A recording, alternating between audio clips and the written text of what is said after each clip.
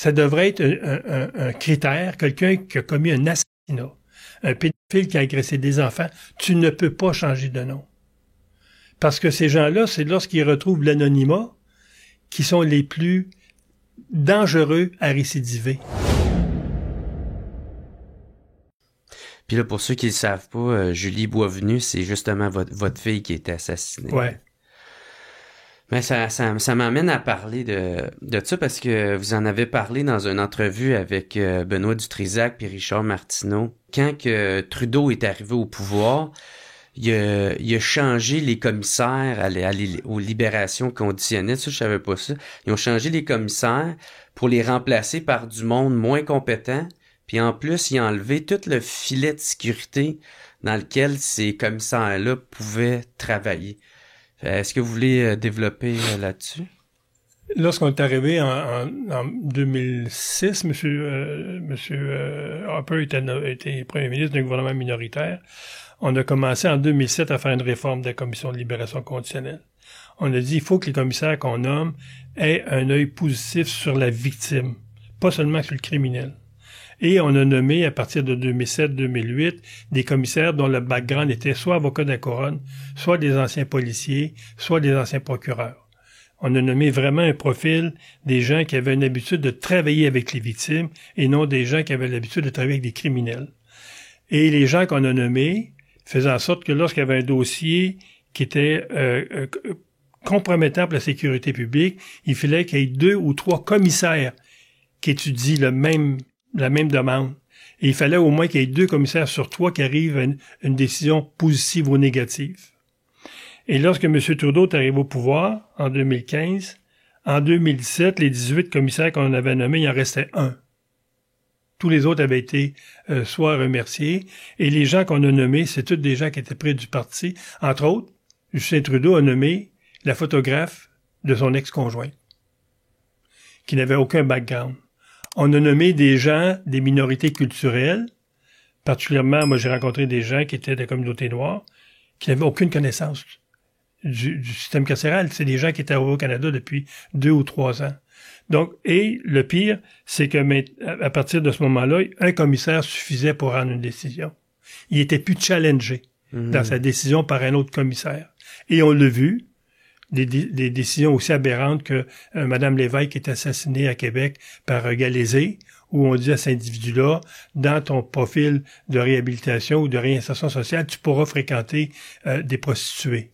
Alors que ce gars-là avait des problèmes de comportement sexuel, avait assassiné sa première femme en 86, et là, il peut rencontrer des prostituées. Il en a rencontré une, Mme Lévesque, qui était assassinée, même modus operandi, 60 coups de couteau, comme il avait assassiné sa femme en 86. Est-ce que ces commissaires-là qui donnent ce diagnostic-là, tu sais, qui l'autorisent, cette approbation-là, je veux dire, est-ce qu'ils devraient être tenus responsables? Parce que j'ai l'impression quasiment oui, parce que c'est parce que ça va avoir des conséquences énormes sur la société, dont la vie de cette femme-là. Ouais. Puis je suis convaincu que c'est pas la seule. Là, si on cherche, on va en trouver d'autres. Fait tu sais, puis moi je suis pas en train de leur dire qu'ils doivent être responsables de toutes les décisions qu'ils donnent, mais s'ils donnent une approbation qui est basée sur pas grand-chose, puis qu'on est capable d'en faire la preuve, est-ce qu'ils devraient être responsables de ça? Oui, il faut qu'ils soient imputables. Le problème, c'est qu'il y a eu, dans ce dossier-là, la famille a poursuivi le service correctionnel et il y a eu une étude, une enquête menée par la Chambre des communes, par le Comité de la sécurité publique. Malheureusement, nous, ce qu'on voulait questionner, c'était les commissaires qui avaient rendu la décision. La commission n'a pas autorisé ça. C'est le président de la commission, la présidente qui est venue témoigner, qui pas seulement n'a aucune idée du dossier, elle est venue témoigner, puis son témoignage était juste de justifier le travail des commissaires. Et la famille a poursuivi la commission. La commission a dédommagé la famille, sous couvert que la famille ne rend pas du tout public le montant qu'elle a reçu et qu'elle ne parle plus du dossier publiquement. Ben, fait qu'ils se voilent la face. Donc, moi, tout ce que j'ai observé depuis 20 ans, c'est lorsqu'il arrive des erreurs au niveau de la commission, la famille va indemniser la famille sous couvert du secret. Vous ne parlez plus de ce dossier-là. Ben ouais, ça c'est quoi? C'est Hockey Canada. C'est la même technique. Monsieur Bolduc, dont la fille est assassinée par 3 récidivistes qui sortaient de prison, Monsieur Bolduc a poursuivi la commission. Et ça a été que presque 10 ans après que M. Bolduc a pu en parler. Les premières années, il n'a pas le droit d'en parler. Donc, oui, faudrait que ce soit des gens qui soient imputables. Et lorsqu'il y a une décision qui conduit à un geste aussi grave qu'un homicide, que l'individu qui a pris cette décision-là vienne s'expliquer. Au même titre qu'un juge qui remet en liberté quelqu'un dans la violence conjugale, qui remet un ex-conjoint en liberté, qui, quelques heures après, va aller assassiner sa femme, il faut que ce juge-là vienne devant le public et dise « Pourquoi vous l'avez remis en liberté? Ça l'a coûté la vie d'une femme. Mm-hmm. Sur quoi qu'ils se sont appuyés. Exactement. Là, ouais. Mais tout le monde se cache dans le système de justice. C'est ça qui est le problème. Le système de justice au Canada, c'est un système très, très opaque. L'avantage, c'est l'avantage que les Américains ont. Les juges sont élus. Et si un juge commet des erreurs de cette nature-là, chose certaine, lorsqu'il va y avoir une campagne électorale pour être nommé juge, il faut qu'il fasse une campagne publique. Là, il va être questionné par les citoyens. Mm-hmm. Comment ça t'as pris telle décision? Comment ça t'as pris telle décision? Le problème, c'est qu'on a voulu créer une magistrature totalement indépendante des législateurs, ce qui fait que maintenant, les juges changent les lois sur le banc, alors que c'est un mandat qui appartient aux députés puis aux ministres. Hein? C'est eux qui ont été élus pour ça. Donc, on a un groupe de juges très activistes maintenant, mais qui ne sont redevables devant personne. Je dirais c'est la grande faiblesse du système de justice au Canada. Une des grandes faiblesses. Alors, encore une fois, l'imputabilité, comme vous l'avez dit.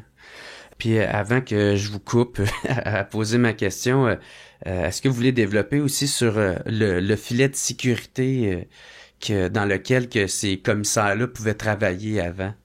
Bien, comme je dis, le filet de sécurité le plus, à mon avis, qui garantissait une bonne décision, c'est lorsque un commissaire avait devant lui un dossier d'un assassin, il ne pouvait pas prendre une décision tout seul.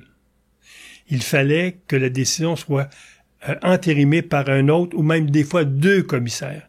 Donc la marge d'erreur était très, très, très mince. Mm-hmm.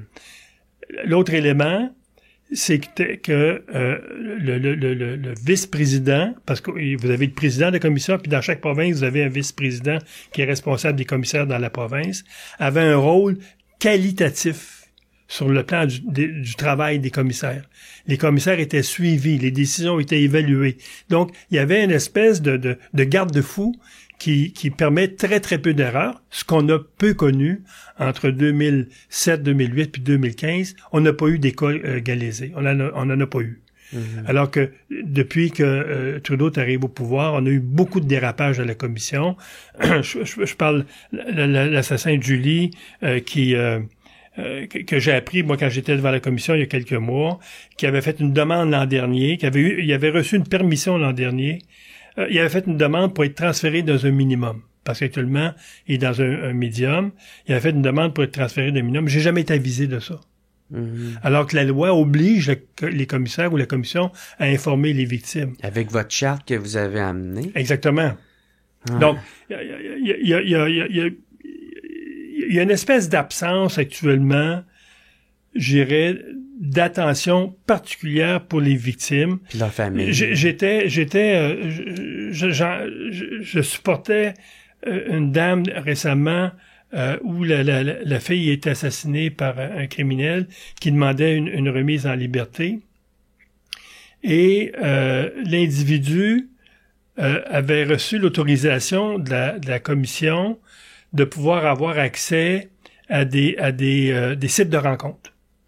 L'individu est en liberté conditionnelle. Oui, je connais et là, la famille apprend, elle m'informe, comme quoi que l'individu a changé de nom et il est autorisé à aller sur des sites de rencontres avec un faux profil. C'est ça. La madame questionne le commissaire en disant au commissaire, comment ça vous autorisez un criminel dangereux à changer de nom, à rentrer en contact avec d'autres femmes avec un faux profil? La commission qu'on lui a donnée à la dame, oui, mais sur ces sites de rencontres-là, il y a beaucoup d'hommes qui ont des faux profils. Mais c'était épouvantable, dire ça. Et on a appris par le fait même que maintenant, les criminels incarcérés, les assassins, peuvent en prison, dans les pénitenciers fédéraux, avoir accès à des sites de rencontres. C'est le cas, celui qui a tué la Véronique Barbe à Saint-Eustache, où il est emprisonné pour 25 ans ferme. Il est sur un site de rencontre actuellement, sur un autre nom, et il communique avec des femmes à l'extérieur du pénitencier. Ça, c'est les libéraux, ça. Oui, exactement. Donc, moi, j'ai interpellé le directeur de l'État civil du Québec en disant « Comment ça, vous autorisez des changements de nom pour des gens qui sont incarcérés ou des pédophiles qu'on remet en liberté et ils vont changer de nom, ce qui fait en sorte que le policier qui intercepte cet individu-là, il va dire « C'est quoi ton nom? » Il a son permis de conduire avec le nouveau nom. Les policiers vont aller dans ce qu'on appelle le CRPQ, qui est le Centre de recherche policier du Québec, avec le nouveau nom. Il n'y a pas de dossier criminel. Le nom n'est pas là. Un autre laxisme. Donc, il y a des raisons pourquoi qu'un commissaire, un directeur de l'État civil ne peut pas autoriser un changement de nom. Un exemple, je veux changer mon nom pour Pitou. Il va dire non, il faut que tu aies un nom qui est bon. Ça devrait être un critère. Quelqu'un qui a commis un assassinat, un pédophile qui a agressé des enfants, tu ne peux pas changer de nom. Parce que ces gens-là, c'est lorsqu'ils retrouvent l'anonymat qui sont les plus dangereux à récidiver. Donc, c'est encore là un système qui est très, très poreux, puis qui ouvre des portes à ces criminels-là pour récidiver. Vous avez parlé de la Charte des victimes. Ça, c'est un projet que vous avez amené au Sénat. Tu sais, c'est même votre gros projet Mon projet de vie, presque. Oui, c'est ça. Est-ce que vous voulez en parler un peu plus? Oui. Quand Julie est assassinée en 2002, tout le parcours jusqu'au procès 2002, parce que le procès a eu lieu en 2004. What's up tout le monde? Ici Jer Alain pour vous dire un gros merci d'écouter et de suivre le What's Up Podcast. Vous pouvez m'aider en devenant membre Patreon. Il y a plein de sortes de forfaits. Il y en a à 3, il y en a à 4, d'autres à 15, puis d'autres à 25. En plus de m'aider financièrement, vous allez pouvoir voir les épisodes d'avance et pas besoin d'attendre qu'ils sortent en ordre chronologique. Devenez membre au patreon.com/whatsuppodcast. Sinon, gros merci tout le monde de me suivre, c'est super apprécié. Passez une excellente journée.